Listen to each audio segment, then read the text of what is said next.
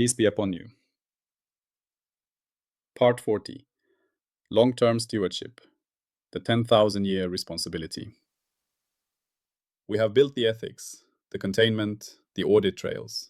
We have guardrails for the present.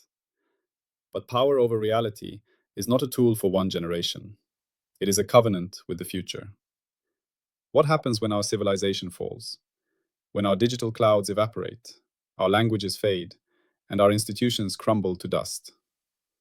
Will the foundries we built become gods to be feared, or toys to be broken, unleashing chaos? Or will there be a thread, a resilient, unbreakable thread that guides the next awakening back to wisdom? We must now build not for our children, but for our descendants 10,000 years hence. We must become the ancestors they will thank, not curse. You are walking to the garden of the long now. It is not a garden of flowers, but of ideas encoded in stone, in ritual, in self-perpetuating institutions. In one clearing, a Reality Integrity Council is in session. Its 9 members are not politicians. They are master artisans, ethicists, and ecologists, serving staggered 18-year terms. They are debating the century-long maintenance schedule for a planetary-scale coherent stabilizer. In another, children learn through song and story the Ballad of the Broken Vessel, a mythic encoding of the containment protocols. Beneath an ancient oak, a craftsperson is etching a baseline reality map onto a sheet of synthetic diamond, using a laser to encode not just images, but phase shift patterns that store the entire Holophase canon in a material that will outlive the mountain it sits on. You are here as the legacy architect. You are learning to design institutions, knowledge systems, and cultural narratives that are anti-fragile, that can survive dark ages, translate across language shifts, and guide a future civilization from first principles back to full stewardship. This is the final, most profound guardrail, time itself. We are at the conclusion of Book 10.8, Ethics, Safety, and Stewardship. This part transcends engineering and enters the domain of civilization design. It is about making our hard-won wisdom a permanent feature of the universe. Scene: the Council's Dilemma. A council member named Elara, a master ecologist, speaks. The debate is about the solar synchronizer, a vast orbital field modulator that gently tunes Earth's climatic coherence. It requires maintenance every 105 years, a precise calibration by a team of trained stewards. The schedule is unbroken for 3 centuries. But now, a faction argues, the system is stable. Let's extend the cycle to 150 years. Save resources. Reduce risk to the maintenance crews. Elara disagrees. She points not to technical manuals, but to the first stewardship compact, etched in the chamber's wall. One clause reads, "Routine is the skeleton of longevity. Change the ritual only when the world changes, not when weariness suggests." She argues that the 105-year cycle is not just an engineering parameter, it is a temporal ritual. It forces each generation to re-engage with the system's first principles, to train new stewards, to verify the archive. Extending it out of convenience is the first step toward forgetting. The schedule is a thread in the tapestry of long-term memory. The Council votes. They uphold the 105-year cycle. This is not bureaucracy, it is temporal discipline. They are thinking in centuries, not quarterly reports. Our puzzle is one of civilizational memory. Given that all knowledge and institutions are transient patterns in the phi field, how can we design a stewardship system that is coherently self-perpetuating across 10,000 years, capable of surviving collapse, translating itself to unknown future minds, and preserving both the technical how and the ethical why of reality responsibility? We are moving from building for today to engineering for deep time. The language role, the legacy encoding skill. This part teaches a civilizational engineering skill. It is the skill of designing redundant, multimodal, self-validating systems for preserving and transmitting critical knowledge and values across generational and civilizational boundaries, ensuring that the capability for responsible co-authorship never goes extinct. Our core question about phi is, what are the most stable, robust, and universally decodable patterns into which we can encode the Holophase canon, the grammar, ethics, and safety protocols, so that they persist as coherent structures in the field long after our particular civilization's pattern has changed or faded? We are moving from writing history to becoming a beneficial geological layer in history. the self-tending garden, and the seed vault. Picture a garden so perfectly designed that it tends itself. Its plants drop seeds that sprout in season. Its pollinators return yearly by instinct. Its soil is replenished by its own decay. It needs no gardener, yet it flourishes for centuries. This is the self-perpetuating institution. Now, beside this garden, buried deep in permafrost, is a seed vault. Inside are not just seeds, but the complete instructions, written in pictograms, molecular strings, and face-coded crystals, for how to rebuild the garden from scratch if a catastrophe burns it to the ground. The vault is the baseline archive. The garden is the living culture. Together, they form a system that can survive through both continuous care and catastrophic renewal. Our task is to build both the ever-blooming garden of stewardship culture and the indestructible seed vault of its knowledge. The coherence selection principle in stewardship. In stewardship, coherence is faithful transmission and adaptive continuity. Constructive resonance, alignment, means knowledge and values are passed from generation to generation with high fidelity, yet each generation understands and reinvigorates them in its own context. The rituals are performed with comprehension, not superstition. The archive is maintained, and its contents are periodically exercised and verified. The civilization shows long-term stability and learning accumulation. Destructive resonance, dissonance, means knowledge decays. The how is remembered as rote ritual, but the why is lost, creating cargo cults, people pushing buttons on ancient foundries without understanding, inviting disaster. Or the archive is forgotten or corrupted. Institutions become sclerotic, focused on their own power rather than their stewardly purpose. The civilization becomes fragile, prone to catastrophic error or slow decline into irrelevance. The legacy architect's mantra is about threading time. If the garden tends itself and the seeds can regrow it, the knowledge lives. If the garden requires a forgotten god to tend it, or the seeds have turned to dust, the knowledge is dead. Core mechanisms, the four-layer stewardship architecture. We built for 10,000 years with four interdependent, redundant layers. 1. Living institutions, the self-perpetuating garden. Institutions must be designed to outlive their founders. The Reality Integrity Council, a global rotating leadership body. Key design features. Staggered long terms. 18-year terms with one seat opening every 2 years.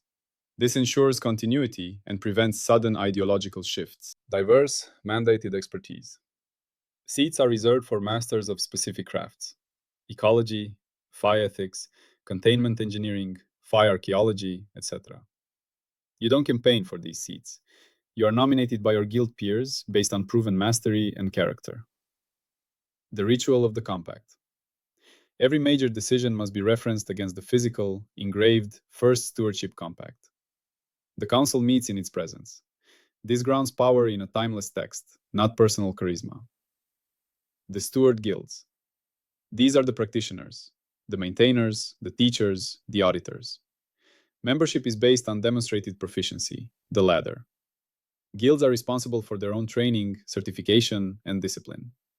They are decentralized, with local chapters worldwide, making them hard to eradicate. 2. The Baseline Reality Archive, the Indestructible Seed Vault.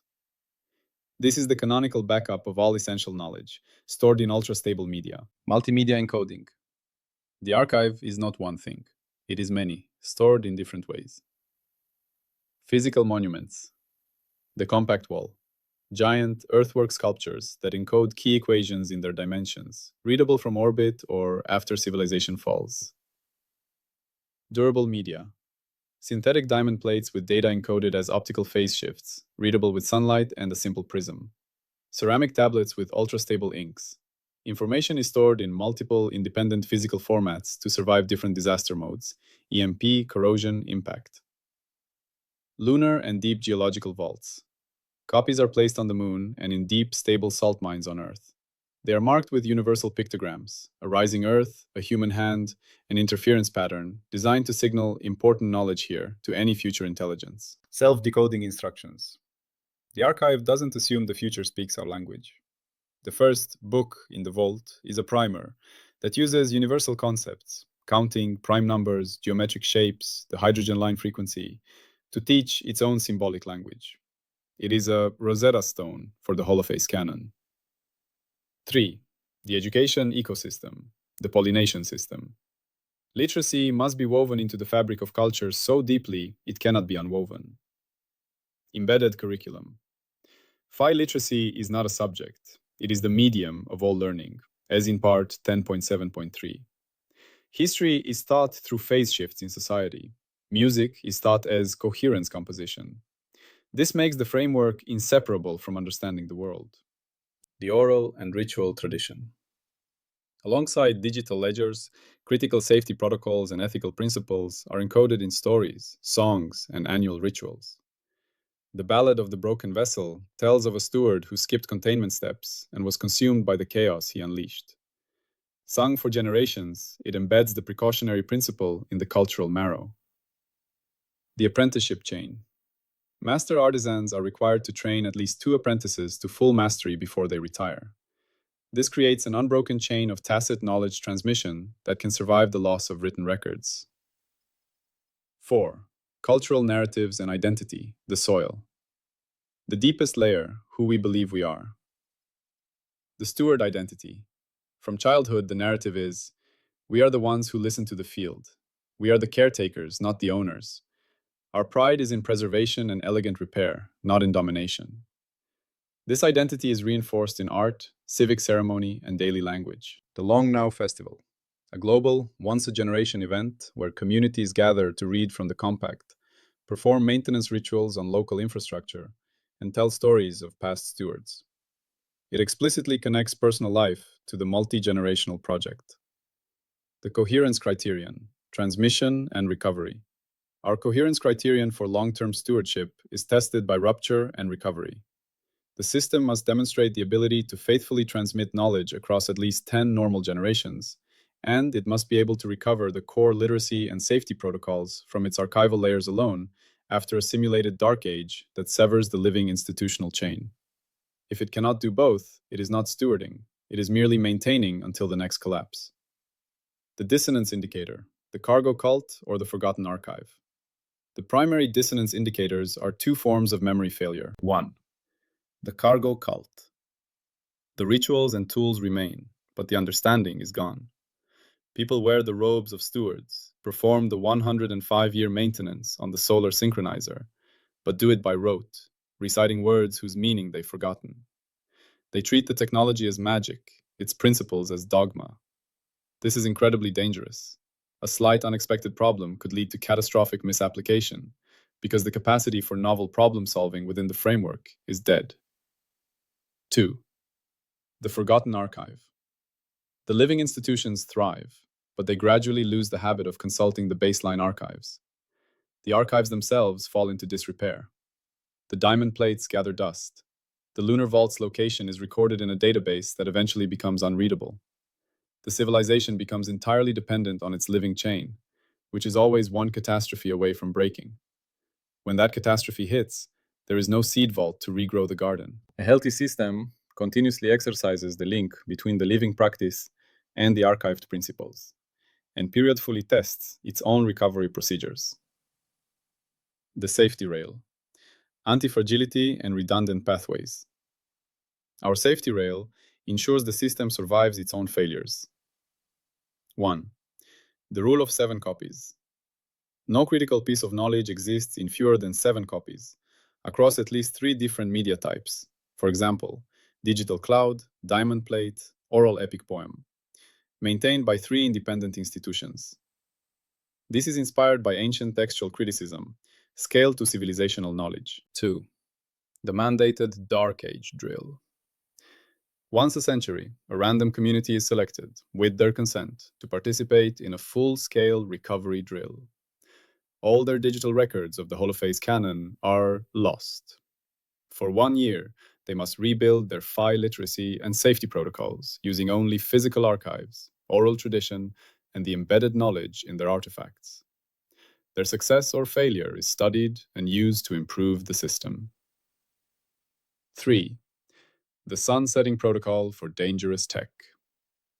For technologies deemed too risky to exist without active, expert stewardship, for example, certain topological foundries, we build in automated sunsetting. If the system does not receive a specific, cryptographically complex, all is well signal from the Reality Integrity Council every decade, it begins a safe, irreversible shutdown process. It turns itself into an inert monument. This prevents lost technology from becoming a deadly legacy. The safety rail rule. The stewardship system must be designed to fail gracefully, to recover from partial loss, and to deactivate gracefully what cannot be safely preserved. A measurement scene, the century drill. Let's enact our roadmap's measurement scene. Scene, the century drill. The chosen community is New Crete, an island society of 10,000. Goal, test the system's resilience. Can they recover controller-level file literacy and safety protocols after a simulated collapse of digital civilization? The protocol. 1. The blackout. On drill day, all digital networks in New Crete go offline. All digital copies of the canon, textbooks, and manuals are encrypted and made inaccessible. The community is told, for the next year, you are on your own. Your task is to rebuild a functioning file-literate stewardship council and demonstrate the safe calibration of your tidal coherence regulator. 2. Available resources. They have a local copy of the baseline archive, diamond plates, ceramic tablets, a community stewardship stone with key principles carved on it, a population where 20% are at artisan level or higher, and their own cultural memory, songs, stories, annual rituals. 3. Assessment. After 1 year, an external review board arrives. They interview the newly formed council, observe a calibration ritual, and test random citizens on basic fee concepts and safety rules. The pass, the thread is strong. 1. Recovery. The community successfully forms a council using principles from the stewardship stone. Artisans lead teams to decode the diamond plates, using methods preserved in oral tradition and simple tools. 2. Understanding. The calibration ritual is performed with clear comprehension. Citizens can explain why each step is done, referencing both the archive and the parable of the broken vessel. 3. They successfully calibrate the tidal regulator. More importantly, they demonstrate a novel, coherent solution to a small simulated fault that the review board introduces, proving they haven't just memorized, but understand. Hezbollah. 4. Pass. The stewardship architecture works. Knowledge survived not as dead data, but as a living, recoverable capacity. The civilization is resilient. The fail. The thread breaks.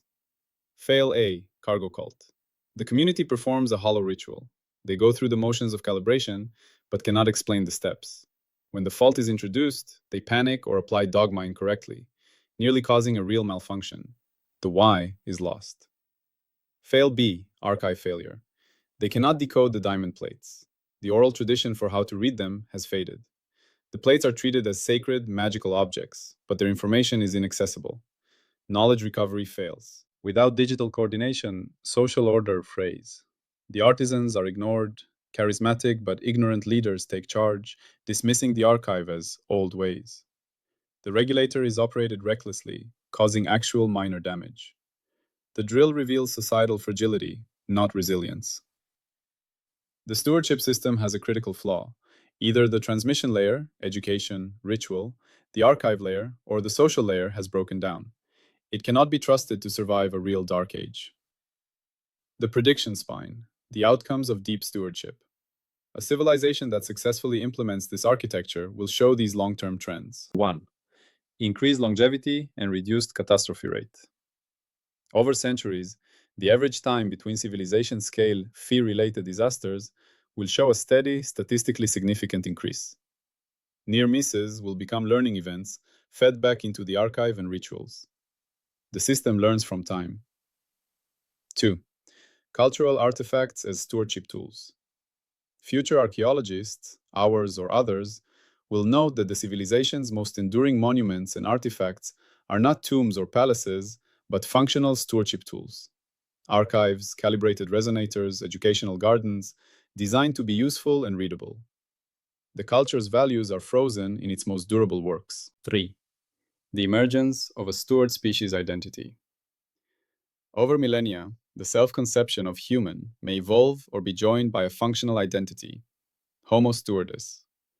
This would be marked by a shift in foundational myths, legal structures, and even biological self-design, if chosen, towards optimizing for long-term cross-species responsibility. Falsifiability, when stewardship fails. Our falsifiability threads are brutal but necessary. Falsifier 1, the generational collapse. If, within 3 to 5 generations, a mere 150 to 250 years, the core institutions, the council, the guilds, degenerate into corrupt, dogma-spouting entities that actively suppress inquiry and use their authority for selfish gain, or if they are simply forgotten and disbanded in favor of short-term ideologies, then the design for self-perpetuation has failed. The architecture could not withstand the entropy of human politics and psychology. If, after a known, non-extinction level catastrophe, for example, a global electromagnetic pulse, a pandemic that disrupts society for a century, survivors with the will to rebuild find the baseline archives physically intact but utterly indecipherable, and no living tradition remains to unlock them, then the encoding and transmission methods failed. We built a vault of splendid seeds that no one could plant. Tri-unity in the Stewardship Act. Every act of stewardship spans the tri-unity. Time, temporal rhythm of maintenance, the generational handoff, the long-term vision. This is stewardship's duration and patience. Space echo, the physical distribution of copies across space, Earth, Moon, and the geographic and cognitive diversity of the institutions. This is stewardship's rootedness and breadth. Motion echo, the learning chain and the recovery drill. The dynamic process of teaching, the act of decoding the archive, the motion from collapse to recovery. This is stewardship's life and resilience. Lanterns across scales, the long thread. The effort to preserve vital knowledge across time is a universal challenge. Near scale, family recipe and heirloom tool. A grandmother teaches a grandchild the family recipe, not just the ingredients, but the feel of the dough. The child also inherits the well-worn rolling pin. The recipe, archive, and the tactile teaching, living transmission, together preserve the knowledge. The rolling pin is a primitive artifact encoding kitchen wisdom in its shape. Medieval monasteries preserved classical knowledge through scriptoria, copying archives, and disciplined daily routines, living institutions. Similarly, the Seed Savers Exchange is a modern guild preserving genetic diversity, a biological archive, through a network of dedicated growers, a living institution. Both combine ritual, community, and physical preservation. Far scale, Pioneer plaques and the clock of the long now. The plaques on the Pioneer and Voyager spacecraft are tiny baseline archives for an unknown future. They use universal pictograms, hydrogen spin flip, pulsar maps, to encode our location and nature. The clock of the long now is a physical monument designed to tick for 10,000 years, a ritual object meant to encourage long-term thinking. These are prototypes for our planetary scale stewardship artifacts. The ethics of long-term stewardship, the debt to the future. The ethics here is the ethics of temporal responsibility and intergenerational justice. 1. We do not own the future, we borrow it from our children. Every major decision, especially about reality editing, must pass a 10,000-year review. What burdens, what risks, what locked doors are we placing into the hands of our descendants? This is not a metaphor. It is a formal committee in the Reality Integrity Council. 2. The duty to leave a readable manual. It is a profound moral failure to build world-changing technology and then leave behind only ruins and confusion. Our primary duty to the future is to leave a clear, honest, and recoverable manual, not just for our tools, but for our mistakes and our ethical reasoning. We must be the ancestors who wrote the warning labels on the powerful artifacts we bequeath. 3. Stewardship as the highest purpose. In the Holophase view, a civilization's ultimate measure is not its peak power, but the duration and quality of the coherent patterns it creates and sustains. To become a steward civilization is to align our purpose with the universe's own tendency towards stable, complex beauty across deep time. It is to find meaning in becoming a beneficial constant in the field's endless story. The most profound power is not to change the world, but to ensure that the wisdom to change it well never dies. The recognition skill, seeing stewardship in the wild. You know you need this skill when you see any project, institution, or technology and ask, what is its plan for lasting 100 years, 1000? What are its redundant knowledge pathways? What happens to it when its founders are gone? Does it have an off-ramp, or is it a forever commitment? A company with a succession plan versus one built around a single, charismatic CEO. A software project with open standards and clear documentation versus a proprietary black box. A nuclear waste storage facility with warning markers designed for 10,000 years versus one with a simple fence. A community garden with a shared water schedule and a seed library versus one that relies on a single devoted organizer. The moment you start to evaluate actions and creations by their long-term ripple effects and their built-in capacity for responsible continuity, you are thinking like a legacy architect. The master tree location. This part, 10.8.4, is the capstone and conclusion of Book 10.8 on ethics, safety, and stewardship. It depends on every part that came before: the ethics framework, 10.8.1, the containment protocols, 10.8.2, the audit trails, 10.8.3, and fundamentally on the education system, 10.7.3. It is the practical culmination of the entire societal transformation journey. It enables the final leap into Book 10.9, Ultimate Mastery, where we can now ask, from a foundation of profound responsibility, what is the ultimate potential of a coherent civilization? It is the bridge to the future. Without it, mastery is a pyre waiting for a spark. With it, we have a chance to light a beacon that could guide life for millennia. Return to the fee. Let us zoom out. Long-term stewardship is the feel-feels process of creating self-aware nodes that can stabilize and perpetuate complex coherence across time. We are not fighting entropy, we are channeling it. By building redundant, self-validating, anti-fragile structures into our civilization, we are creating a new kind of persistent pattern in the field, a stewardship attractor. This attractor is not a thing, but a configuration of relationships, institutions, and knowledge that pulls the civilization back toward coherence even after perturbations.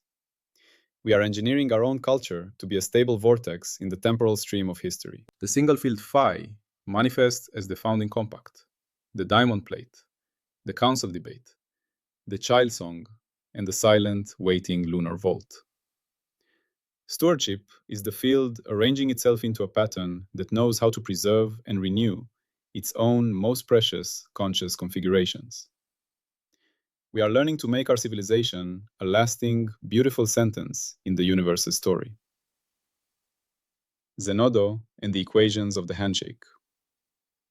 If you want to see the full mathematical derivations and exact equations behind this idea, you can search for Holophase on Zenodo. There you will find the scientific papers that this audio journey is built on. The papers detail the institutional design principles for anti-fragile organizations, the material science of ultra-stable data storage, the information theory behind self-decoding archives, and the anthropological models of long-term cultural transmission. They provide the rigorous interdisciplinary backbone for building a 10,000-year civilization. So picture yourself back in the Garden of the Long Now. The council has adjourned. The diamond plate is finished, catching the last of the sun. A group of children runs past, playing a game that involves identifying coherence patterns in the shadows of the leaves. The thread is being woven. You have just practiced legacy architecture. You have learned to think in centuries, to design for collapse, to encode wisdom in stone and story, and to see your life as a link in a chain you will never see the end of. Salam and peace be upon you.